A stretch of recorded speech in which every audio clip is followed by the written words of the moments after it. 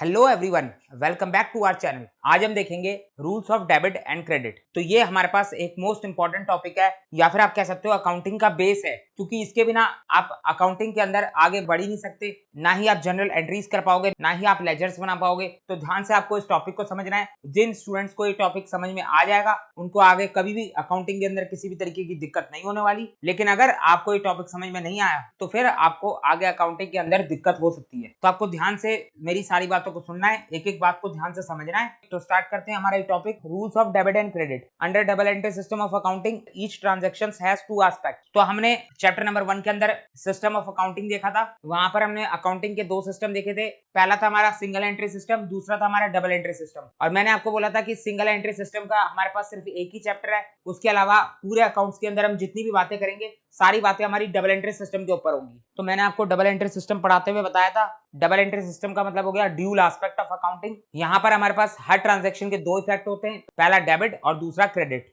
तो समझ में आ रहा है? इतनी बात याद आ गई आपको? तो यहाँ पर हमें क्या बोला गया है, accounts can be classified into two approach. Accounting ने जो है अकाउंट्स को दो अप्रोच में क्लासिफाई करा है। हमारे पास अकाउंटिंग के अंदर जितने भी अकाउंट्स हैं उन सब अकाउंट्स को अकाउंटिंग दो अप्रोच में क्लासिफाई करती है। पहला है हमारा ट्रेडिशनल अप्रोच, दूसरा है हमारा मॉडर्न अप्रोच। ट्रेडिशनल अप्रोच को हम इंग्लिश अप्रोच भी बोलते हैं और मॉडर्न अप्रोच को हम अमेरिकन अप्रोच भी बोलते हैं। तो ट्रेडिशनल अप्रोच की अगर मैं बात करूं तो नाम से ही समझ में आ रहा है, ट्रेडिशनल मतलब पुरानी अप्रोच, जबकि मॉडर्न का मतलब लेटेस्ट नई वाली अप्रोच। तो जो ट्रेडिशनल अप्रोच है वो हमारी बहुत पुरानी अप्रोच है, बहुत सालों से यूज करी जा रही है। लेकिन अभी फिलहाल में हमारे पास मॉडर्न अप्रोच आ चुकी है जो कि इजी है as compare to traditional approach. तो इसीलिए ज्यादातर लोग आज की डेट में मॉडर्न अप्रोच को ही फॉलो करते हैं, क्योंकि मॉडर्न अप्रोच को फॉलो करते हुए अकाउंटिंग करना आपके लिए बहुत आसान हो जाता है। तो मैं भी आपको यही बोलना चाहूंगा कि आप मॉडर्न अप्रोच से ही अकाउंटिंग करें। लेकिन अभी भी कुछ स्टूडेंट्स ऐसे होते हैं जो ट्रेडिशनल अप्रोच को फॉलो करते हैं, तो आप कर सकते हो, कोई दिक्कत नहीं है। तो यहाँ पर हम सबसे पहले मॉडर्न अप्रोच को देखेंगे। तो अगर मैं मॉडर्न अप्रोच की बात करूं,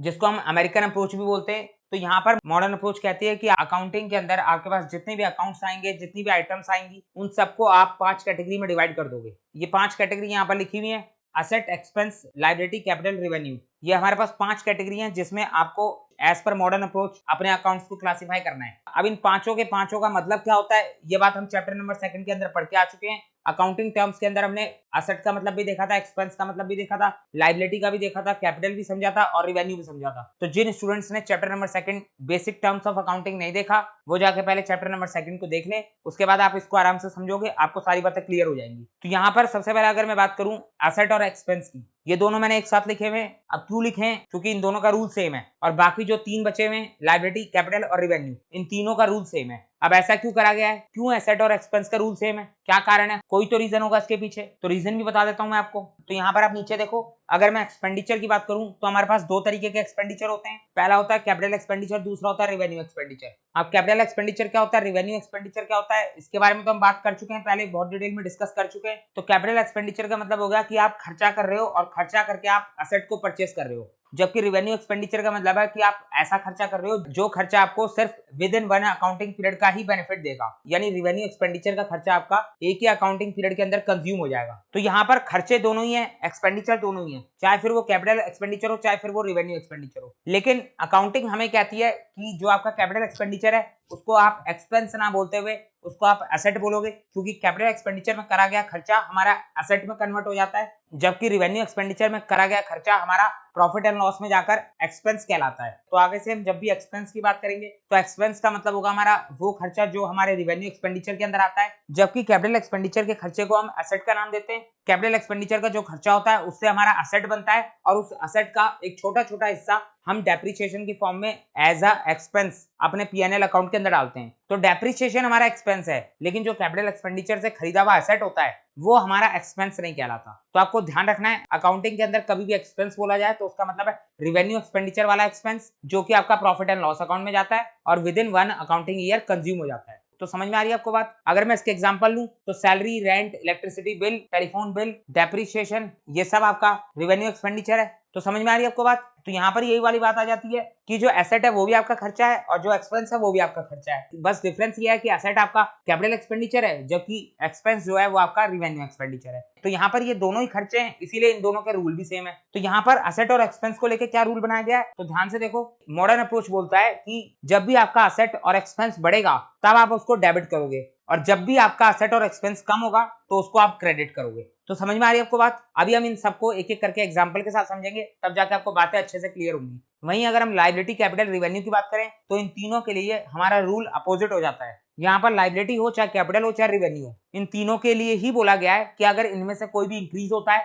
तो उसको आप क्रेडिट करोगे और कोई भी डिक्रीज होता है तो उसको आप डेबिट करोगे। तो यहाँ पर सिंपल सी बात बोली गई है, असेट और एक्सपेंस के अंदर इंक्रीज होने पर डेबिट होगा, डिक्रीज होने पर क्रेडिट होगा। वही ठीक उसका अपोजिट है बाकी तीनों के लिए, इंक्रीज होने पर क्रेडिट और डिक्रीज होने पर डेबिट। अब ये क्या बोल रहा है, किस बारे में बोल रहा है, अभी आपको फिलहाल कोई भी आइडिया नहीं है। हम एक एक करके पहले एसेट को देखेंगे, फिर एक्सपेंस को देखेंगे, लायबिलिटी, कैपिटल और रिवेन्यू। इस तरीके से हम पांचों को एक एक करके देखेंगे, तब जाके आपको बात अच्छे से समझ में आएगी। तो सबसे पहले उठाते हैं हम एसेट को। अगर मैं एसेट की बात करूं तो एसेट को लेके क्या रूल बना हुआ है, असेट बढ़ेगा तो डेबिट और असेट कम होगा तो क्रेडिट। सिंपल सा रूल है। तो यहाँ पर हमारा पहला एग्जांपल देखो, building purchase for cash ₹5 lakh. तो इसका मतलब क्या है कि 5 लाख में हमने एक बिल्डिंग परचेज करी। अब देखो ये rules of debit and credit आपको तभी समझ में आएंगे जब आपने चैप्टर नंबर 2 देखा होगा, क्योंकि चैप्टर नंबर 2 के अंदर मैंने आपको बेसिक अकाउंटिंग टर्म्स के बारे में सब कुछ बता दिया था। तो अगर आपको इन सब टर्म्स का मतलब पता है, इनके अंदर क्या क्या आता है, इसके बारे में आपको जानकारी है, तभी आपको ये वाला टॉपिक समझ में आने वाला है। तो जिन स्टूडेंट्स ने चैप्टर नंबर 2 नहीं देखा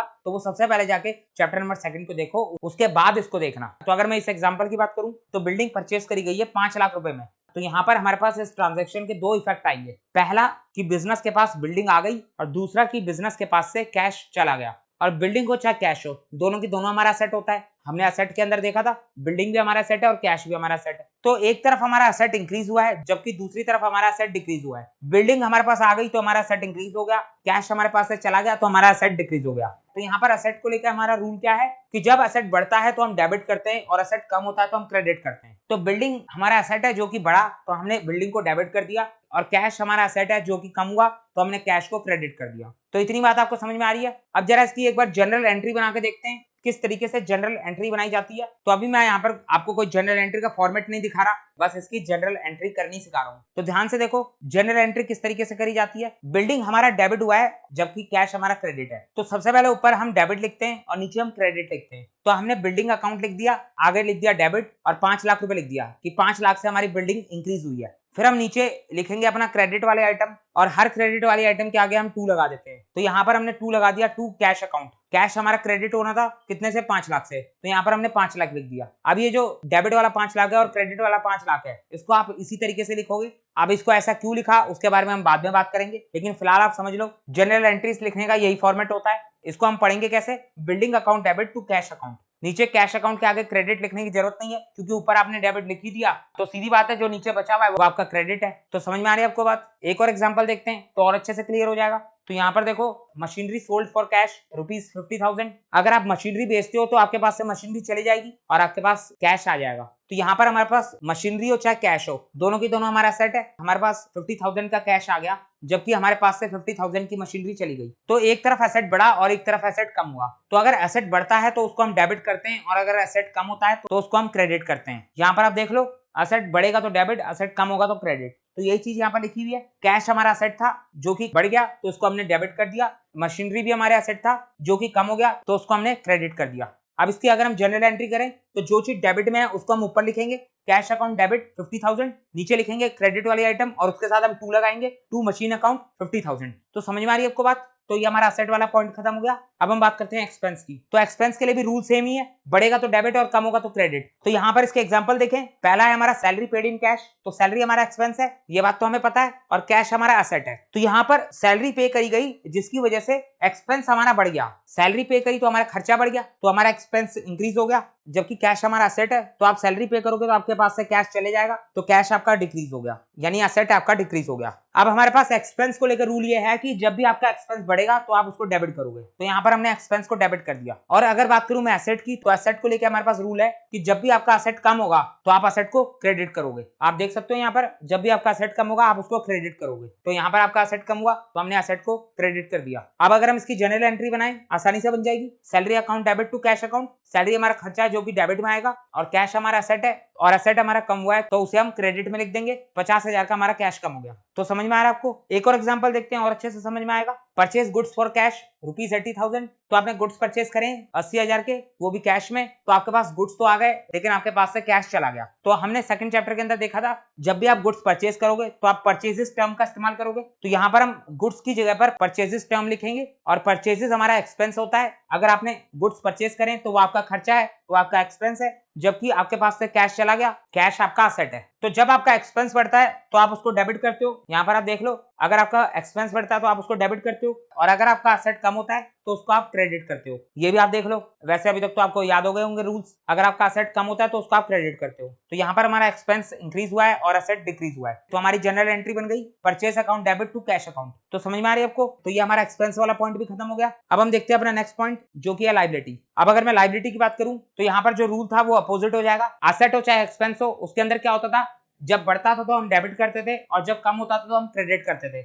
जबकि यहाँ पर लायबिलिटी के अंदर क्या होगा कि अगर आपकी लायबिलिटी बढ़ती है तो आप उसको क्रेडिट करोगे और अगर आपकी लायबिलिटी कम होती है तो उसको आप डेबिट करोगे। तो यहाँ पर आपको रूल समझ में आ रहा है। अब अगर इसके एग्जांपल देखें, machinery purchase from Mohan on credit 90,000, तो हमने मोहन से 90,000 की एक मशीनरी उधार में परचेज करी। अगर आप किसी से उधार में कुछ परचेज करते हो तो ऑटोमेटिकली बिजनेस की लायबिलिटी बढ़ जाती है, बिजनेस की लायबिलिटी इंक्रीज हो जाती है। हमारे पास मशीनरी आ गई जो कि हमारा एसेट है, जबकि हमारे पास से कैश नहीं गया, कैश की जगह पर हमारे सर पे लायबिलिटी क्रिएट हो गई। तो यहाँ पर हमारे पास मशीन आई है तो हमारी एसेट इंक्रीज हुई है, लेकिन साथ के साथ हमारी लायबिलिटी भी इंक्रीज हुई है क्योंकि हमने उधार में मशीनरी परचेज करी है। तो जब आपकी लायबिलिटी इंक्रीज होती है तो हम उसको क्रेडिट करते हैं और जब आपका एसेट इंक्रीज होता है तो उसको हम डेबिट करते हैं। तो समझ में आ रहा है आपको? हर ट्रांजैक्शन के दो इफेक्ट होते हैं, एक डेबिट और दूसरा क्रेडिट। तो यहाँ पर इसकी जनरल एंट्री कर लेते हैं। मशीनरी अकाउंट होगा हमारा डेबिट और मोहन अकाउंट होगा हमारा क्रेडिट। मशीनरी अकाउंट को हमने डेबिट करा है, हमारी एसेट इंक्रीज हुई है 90,000 से और साथ के साथ हमारी लायबिलिटी भी इंक्रीज हुई है 90,000 से, इसीलिए हमने मोहन अकाउंट को क्रेडिट कर दिया। तो समझ में आ रही है आपको बात? इसका एक और एग्जांपल देखते हैं और अच्छे से क्लियर होगा। Paid 90,000 cash to Mohan. अब ये जो 90,000 का उधार लिया था ये उधार पे कर दिया, तो यहाँ पर 90,000 रुपीज मोहन को पे करे गए, तो हमारे पास से कैश चला गया, कैश हमारा एसेट है, 90,000 का कैश हमारे पास से चला गया और मोहन जो कि हमारा लायबिलिटी था, मोहन से हमने उधार में मशीन परचेज करी थी तो हमारी लायबिलिटी बढ़ गई थी। अब यहाँ पर हमने मोहन को पैसा वापस कर दिया तो सीधी बात है हमारी लायबिलिटी कम हो जाएगी। तो यहाँ पर हम क्या करेंगे, कैश हमारा एसेट है, एसेट हमारा 90,000 से कम होगा, साथ के साथ मोहन जो कि हमारी लायबिलिटी है वो भी हमारी 90,000 से कम होगी। तो एसेट कम होता है तो हम क्रेडिट करते हैं, जबकि लायबिलिटी कम होती है तो हम डेबिट करते हैं। तो आपकी जनरल एंट्री बन जाएगी Mohan account debit to cash account. Mohan आपका डेबिट हो गया और कैश आपका क्रेडिट हो गया। तो समझ में आ गई आपको बात? तो लायबिलिटी भी हो गया आपका। अब देखते हैं कैपिटल। तो अगर मैं कैपिटल की बात करूं तो सेम वही लायबिलिटी वाला रूल है, कैपिटल बढ़ेगी तो क्रेडिट होगा और कैपिटल कम होगी तो डेबिट होगा। तो यहाँ पर इसके एग्जांपल देख लेते हैं। Ram started business with cash ₹1,00,000। तो यहाँ पर राम ने एक बिजनेस स्टार्ट करा, तो राम हमारा बिजनेस का ओनर है, उसने बिजनेस के अंदर 1,00,000 रुपए इन्वेस्ट करा, तो यहाँ पर बिजनेस को 1,00,000 रुपए का कैश मिल गया, लेकिन किससे मिला है? राम से, जो कि बिजनेस का ओनर है। और हमें अच्छे से पता है कि बिजनेस के अंदर ओनर का अकाउंट कौन सा होता है? Capital account. तो ओनर जब भी बिजनेस के अंदर कैपिटल इंट्रोड्यूस करता है तो उससे हमारे बिजनेस का कैश तो बढ़ ही जाता है, लेकिन साथ के साथ बिजनेस की कैपिटल भी बढ़ जाती है और कैपिटल हमारी बिजनेस के लिए इंटरनल लायबिलिटी होती है। ये बात हम कई बार डिस्कस कर चुके हैं। तो यहाँ पर बिजनेस के पास 1,00,000 का कैश तो आ गया जो कि बिजनेस का एसेट है, लेकिन साथ के साथ बिजनेस के पास कैपिटल भी आई। तो यहाँ पर जो लायबिलिटी वाले रूल थे वही कैपिटल के ऊपर भी अप्लाई होता है। तो कैपिटल का रूल भी सेम है, अगर कैपिटल बढ़ेगी तो क्रेडिट होगा और अगर कैपिटल कम होगी तो डेबिट होगा, क्योंकि कैपिटल भी तो एक तरीके से लायबिलिटी ही है। अब वो बात अलग है कि कैपिटल को हम इंटरनल लायबिलिटी बोल देते हैं। तो यहाँ पर हमारा कैश यानी हमारी एसेट इंक्रीज हुई, साथ के साथ हमारी कैपिटल भी इंक्रीज हुई, और जब एसेट इंक्रीज होती है तो उसको हम डेबिट करते हैं और कैपिटल इंक्रीज होती है तो उसको हम क्रेडिट करते हैं। तो आपकी जनरल एंट्री बन जाएगी cash account debit to capital account. 90,000 से कैश बढ़ गया और साथ के साथ 90,000 से कैपिटल भी बढ़ गई। एक और एग्जांपल देख लेते हैं और अच्छे से क्लियर हो जाएगा। Ram withdraw cash for personal use ₹10,000। तो यहाँ पर राम जो कि बिजनेस का ओनर है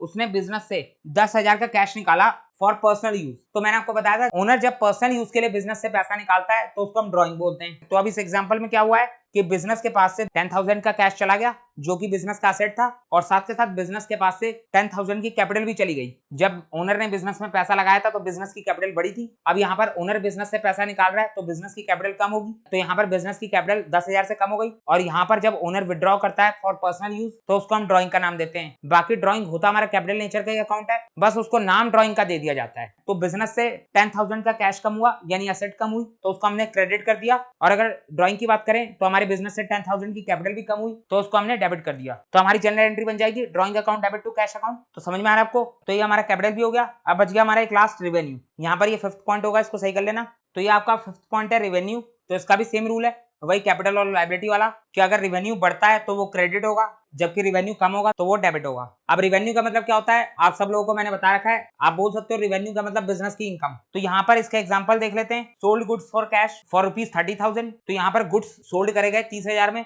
तो गुड्स सेल करने से हमारे पास कैश आया, कैश हमारा असेट है, तो हमारी असेट इंक्रीज होगी। जब हमने गुड्स परचेज करे थे तो हमने परचेजेस टर्म का इस्तेमाल करा था। अब यहाँ पर हम जब गुड्स को सेल करेंगे तो हम सेल्स की टर्म का इस्तेमाल करेंगे। ये बात मैं आपको सेकंड चैप्टर के अंदर ऑलरेडी बता के आ चुका हूँ। गुड्स परचेज और सेल के लिए हमेशा परचेजेस और सेल्स टर्म का इस्तेमाल करा जाता है। तो यहाँ पर हमारे पास से गुड्स चले गए तो हमने सेल्स टर्म का इस्तेमाल करा, और सेल्स हमारा रेवेन्यू होता है। तो गुड्स सोल्ड करके जो पैसा आया वो हमारे लिए रेवेन्यू है। तो सेल करने से आपका रेवेन्यू बढ़ेगा और साथ के साथ आपका कैश यानी असेट भी बढ़ गया। तो 30,000 से आपका असेट बढ़ा और साथ के साथ 30,000 से आपका रेवेन्यू बढ़ा। तो असेट बढ़ता है तो हम डेबिट करते हैं और रेवेन्यू बढ़ता है तो हम क्रेडिट करते हैं। तो यहाँ पर जनरल एंट्री बना लोगे आप, cash account debit to sales account. तो समझ में आ रहा है। इसका एक और एग्जांपल देख लेते हैं, रिसीव इंटरेस्ट ऑफ ₹10,000। तो यहाँ पर हमें 10,000 का इंटरेस्ट रिसीव हुआ, ये भी हमारे लिए रिवेन्यू है। तो बिजनेस के पास 10,000 का कैश आ गया, साथ के साथ बिजनेस का रिवेन्यू भी बढ़ गया। तो कैश हमारा असेट है और असेट इंक्रीज होता है तो हम डेबिट करते हैं। और हमारे पास 10,000 का रिवेन्यू किसकी वजह से आया, इंटरेस्ट की वजह से। तो इंटरेस्ट हमारा रिवेन्यू है जो कि 10,000 से इंक्रीज हुआ है, तो इसको हमने क्रेडिट कर दिया।